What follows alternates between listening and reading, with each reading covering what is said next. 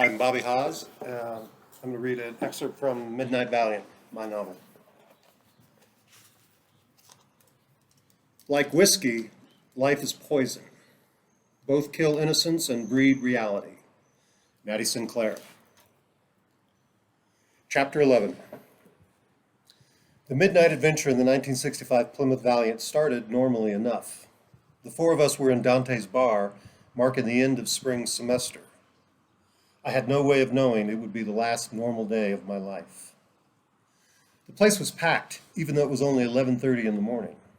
End of semester celebration is like a carnival in a college town, boisterous, lighthearted, and filled with summer potential. Our table was crammed tight, right in the middle of the fray. Natty was telling me about the lease on her house.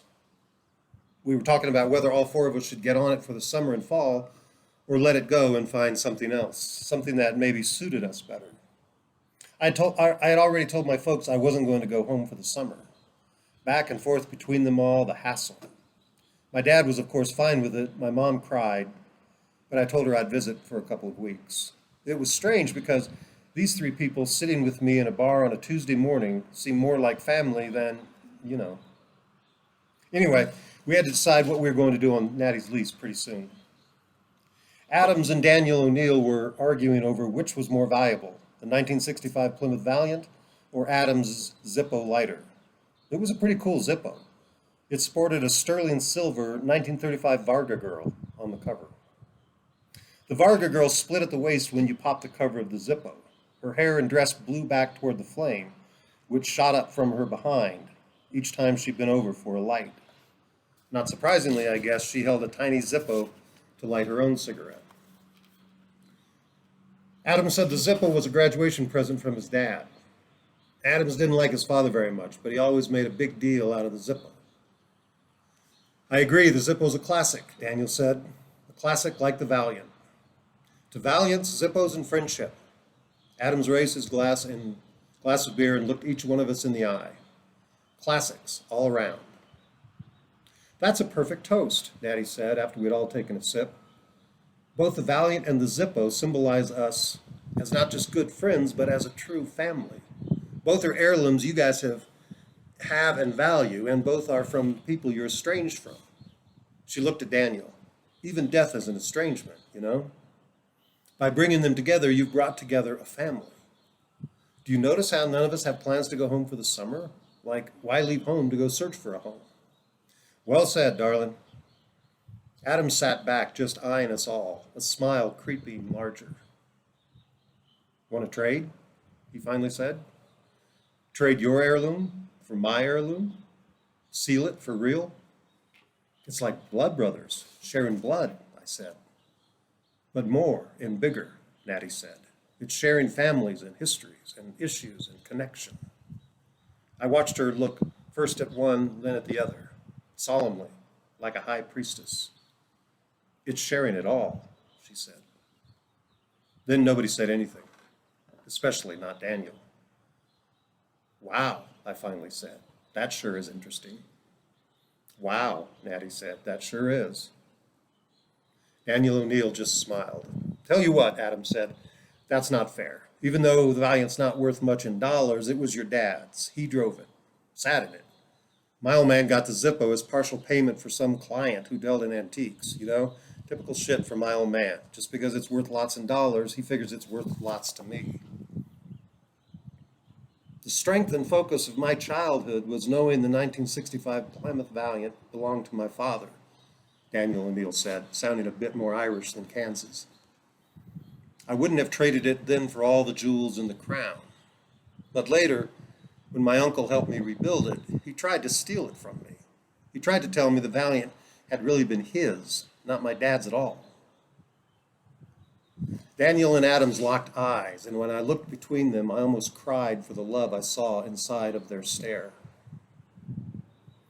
So I'll trade you my uncle's half, and I'll keep the half that holds my father. The Zippo for half ownership of the Valiant, Daniel said. I get the Zippo, filled full with dad's shit, and we both get the Valiant, also filled with our fathers. They both fell silent, considering. Then Adams got caught up in the excitement of the idea. He couldn't stop himself. I'll trade the Zippo plus extra flints for half ownership. Finally, Daniel said, I get full ownership of the steering wheel horn cap with the Valiant emblem, plus full ownership of the Zippo, plus half ownership of the Valiant, plus the extra flints. What about when the flints run out? I asked. Good point, Adam said. The flints can never run out. Not ever. You need a flint, even 50 years from now, you've got a flint. Flints are sacrosanct, Daniel said. Done, Adam said. Plus, Daniel continued, we christened the Valiant with a road trip. Today. You all have to come back with me to my mom's farm. Couple of weeks. Road trip to Kansas. Adams and Daniel looked at Natty and me. I'll go, I said. I'm in, Natty said. Guess that makes up our minds about the lease. We can get something bigger when we get back. She got that conspiratorial look. Or maybe we won't even come back, she said. I knew she was joking, but we all just looked at each other. Several hours later, we had all packed a bag of clothes and the cooler of beer. Natty called some of the soiree gang to come over and take food and the plants. She put a few things in several boxes and asked one of the women to hold it for her. She pulled her brass door knocker off the front door, and by 3:30 we were on the road heading east over the Rocky Mountains. We drove into a beautiful late spring Colorado afternoon. Blue skies dramatized by wandering clusters of clouds. For the first time ever, Daniel rode shotgun. As usual, Natty sat between them, and for a long time I just enjoyed watching her. Her hair looked like New England autumn as it flapped around the wind and fluttered into the music like tendrils of wind-blown contentment. Natty Sinclair looked really happy, leaning against Daniel with her feet stretched out across Adam's lap, and I could have sat there and looked at her forever. She was pretty and smart and funny, but she belonged to Adams, who popped beers, flipped butts out the window, and drove the Valiant through the mountains like a madman. We had been driving for quite some time, hours at least, because it was starting to get dark. All of a sudden, the road turned sharply ahead of us. The mountains opened up, and the entire basin of the Great Plains lay before us. The lights of Denver spread out on a giant square grid. We descended like bats upon millions of fireflies. The Queen City, Adams said. There she sits, there she lounges. My mom used to say the rosary on road trips, I said, not sure how this would be accepted. I can lead it if anyone wants to say one. You know, I said, just for safety. How about instead you pull out your prayer book and we each pick out a prayer, Natty said. I've been dying to get my hands on it. I used to have the same book when I was little. I didn't know you were a Catholic, Adams said. Yeah, well, whatever, she said. How about it, Johnny?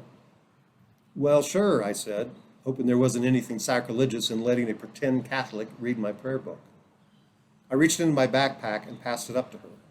I got it when I was little at First Communion. It's black leather and it's called the prayer book, and it's filled with all different kinds of prayers. For the days of the week, for the months, for different saints, to protect the Pope, everything. Each prayer tells how many days of indulgence you get by saying it, which I think is how many days of purgatory you get out of, or maybe you're praying someone else out of purgatory and hoping someone prays for you. I'm not really sure how that works. How about a goddess prayer? Natty asked, looking through the table of contents. We need a goddess prayer. She reached up and turned on the dome light of the 1965 Plymouth Valiant. Here's a whole section of Blessed Virgin Mary prayers, she said. That's close enough. She flipped to that section and started thumbing through different prayers. Just as I was beginning to buzz uncomfortably with her not seeming very respectful of the book, Natty Sinclair let out a squeal. Ooh-wee, here it is, a perfect goddess prayer. This is it. This is my prayer, my favorite prayer of all time. I'm always going to say this prayer. Listen to this, she said. It's a prayer to Our Lady of Help. Say not, merciful Virgin, that you cannot help me, for your beloved Son has given you all power on heaven and on earth. Say not that you ought not assist me, for you are the mother of all poor children of Adam, and mine in particular. Since, then, merciful Virgin, you are my mother, and you are all-powerful, what excuse can you offer if you do not lend assistance? See, my mother, see, you are obliged to grant me what I ask, and to yield to my entreaties. Hot damn, said Natty. Now that's my idea of a prayer. Forget this groveling, I am not worthy nonsense. Just give me what I want and shut up about it. I didn't think it was funny at all that she was making up such a blasphemous prayer and then laughing about it. I took the book back from her, but was stunned to see that it was an actual prayer, credited to St. Francis of Sales. Who, other than Natty Sinclair, would say a prayer like that? Surely our Blessed Mother would not want anyone talking to her that way. And yet, there it was, in my prayer book, an official Catholic prayer coming right after the prayer to Our Lady of Perpetual Help and right before the one to Our Lady of La Salette. I felt sick to my stomach to even think about it. But for the first time in my life, I wondered whether God really was a Catholic. I just couldn't imagine him letting them talk to his mother that way.